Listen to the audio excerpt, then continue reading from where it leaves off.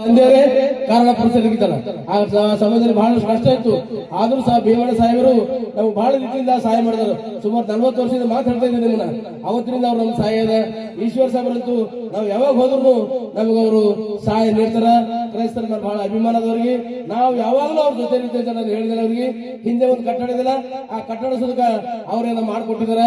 ಇವತ್ತು ದಿವಸ ಈ ಒಂದು ಕ್ರಿಸ್ಮಸ್ ಆಗಮನದ ದಿನಕ್ಕೆ ಅವರು ಮುಖ್ಯ ಅತಿಥಿಗಳಾಗಿ ಬಂದಿದ್ದು ನಮ್ಗೆ ಬಹಳ ಸಂತೋಷ, ಬಹಳ ಆನಂದವಿದೆ. ಇಷ್ಟು ಜನ ನೀವು ಸೇರಿದಿರಿ, ಇದು ನೋಡಿ ಸಾವಿರ ಸಹ ಆನಂದ ಇರ್ತದೆ. ಅವರು ನೇರವಾಗಿ ಅವ್ರ ಮನೆಗೆ ಹೋಗಿಲ್ಲ, ಹೈದರಾಬಾದ್ ಇಂದ ಡೈರೆಕ್ಟ್ ನಮ್ಮ ಕಾರ್ಯಕ್ರಮಕ್ಕೆ ಬಂದಿದ್ದಾರೆ. ನಮ್ಗೆ ಬಹಳ ಸಂತೋಷ. ಇಂಥ ಮಧ್ಯರಾತ್ರಿ ಆದ್ರೂ ನಮ್ಗೆ ನೆನೆಸ್ಕೊಂಡು ಬಂದಿದ್ದಾರೆ. ಅದಕ್ಕಾಗಿ ನಮ್ಮ ಸಭೆ ವತಿಯಿಂದ ಅವರಿಗೆ ನಾವು ಹೂವು ಮತ್ತು ಪುಷ್ಪಮಾಲಿಂದ ನಾವು ಸ್ವಾಗತ ಮಾಡಲಿದ್ದೇವೆ. ನಮ್ಮ ಅವರು ಸಹ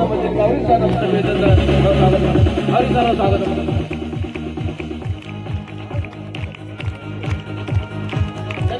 ತಾವೆಲ್ಲರೂ ಇವತ್ತು ಪ್ರತಿ ವರ್ಷದಂತೆ ಈ ವರ್ಷವೂ ಸಹಿತ ಕ್ರಿಸ್ಮಸ್ ಹಬ್ಬವನ್ನು ಬಹಳ ಅತ್ಯಂತ ಸಡಗರ ಸಂಭ್ರಮದಿಂದ ಆಚರಣೆ ಮಾಡ್ತಾ ಇದ್ದೀರಿ.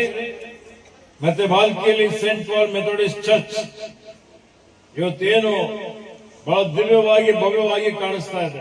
ಈ ಬೆಳಕು ನೋಡಿದ್ರೆ ಈ ಕಾಂಪೌಂಡ್ ಇರ್ಬೋದು, ಚರ್ಚ್ ಇರ್ಬೋದು, ಬಹಳಷ್ಟು ಅಭಿವೃದ್ಧಿ ಆಗಿದೆ. ಇದಕ್ಕೆ ಇಲ್ಲಿರುವಂತ ಎಲ್ಲಾ ಮುಖಂಡರು ಜೋಸೆಫ್ ಸೇರಿ ಪ್ರತಿಯೊಬ್ಬರು ಬಹಳಷ್ಟು ಶ್ರಮ ಮಾಡಿದ್ದೀರಿ, ಬಹಳಷ್ಟು ಪ್ರಯತ್ನ ಮಾಡಿದ್ದೀರಿ ಮತ್ತು ಈ ಚರ್ಚ್ ನ ಪಾವಿತ್ರ್ಯವನ್ನು ಕಾಪಾಡಿಕೊಂಡು ಹೋಗ್ತಾ ಇದ್ದೀರಿ. ಲೋಕ ಕಲ್ಯಾಣಕ್ಕಾಗಿ, ಜನ ಕಲ್ಯಾಣಕ್ಕಾಗಿ ಎಲ್ಲರಿಗೂ ಒಳ್ಳೇದಾಗಲಿ ಅನ್ನುವಂತ ಒಂದು ರೀತಿಯಲ್ಲಿ ಇವತ್ತು ಪ್ರಾರ್ಥನೆ ಮಾಡ್ತಾ ಇದ್ದೀರಿ. ಹೀಗಾಗಿ ನಿಮ್ಮೆಲ್ಲರಿಗೆ ನನ್ನ ಪರವಾಗಿ ಅಭಿನಂದನೆ ಮತ್ತು ಶುಭಾಶಯಗಳನ್ನು ಕೋರ್ತಾ ಇದ್ದೇನೆ.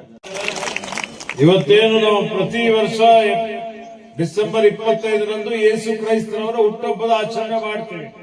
ಅವರು ದೇವರ ಪ್ರತಿನಿಧಿಯಾಗಿ ಬಂದು ಇವತ್ತೇನು ಈ ಒಂದು ಸಮುದಾಯಕ್ಕೆ, ಈ ಒಂದು ಜಗತ್ತಿಗೆ ಏನೊಂದು ಕೊಡುಗೆ ಕೊಟ್ಟಿದ್ದಾರೆ ಇವತ್ತು ಅದೆಲ್ಲ ನೀವೆಲ್ಲ ನೋಡಿದ್ದೇವೆ. ಇವತ್ತು ಆ ಒಂದು ಸಂದರ್ಭದಲ್ಲಿ ಇವತ್ತೇನು ಭೂಮಿ ಮೇಲೆ ಅನ್ಯಾಯ ಇತ್ತು, ಅತ್ಯಾಚಾರ ಇತ್ತು, ದೌರ್ಜನ್ಯ ಇತ್ತು, ಅಸಮಾನತೆ ಇತ್ತು, ಮೌಢ್ಯತೆ ಇತ್ತು, ಜನ ಕಷ್ಟದಲ್ಲಿದ್ದರು.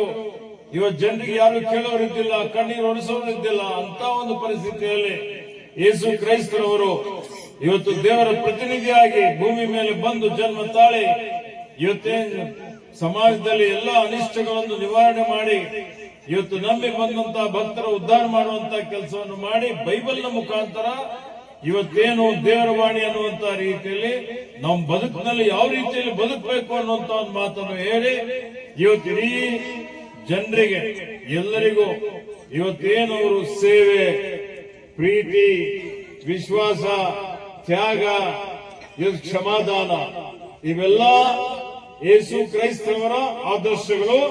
ಅದನ್ನೇ ಕ್ರೈಸ್ತ ಸಮುದಾಯದವರು ಅನುಸರಣೆ ಮಾಡಿಕೊಂಡು ಬರ್ತಾ ಇದ್ದಾರೆ. ಅದೇ ಕಾರಣಕ್ಕಾಗಿ ಇವತ್ತು ಎಲ್ಲಾ ಸಮುದಾಯದವರು ಕ್ರೈಸ್ತ ಸಮುದಾಯಕ್ಕೆ ಬಹಳ ಪ್ರೀತಿ ಮಾಡ್ತಾರೆ.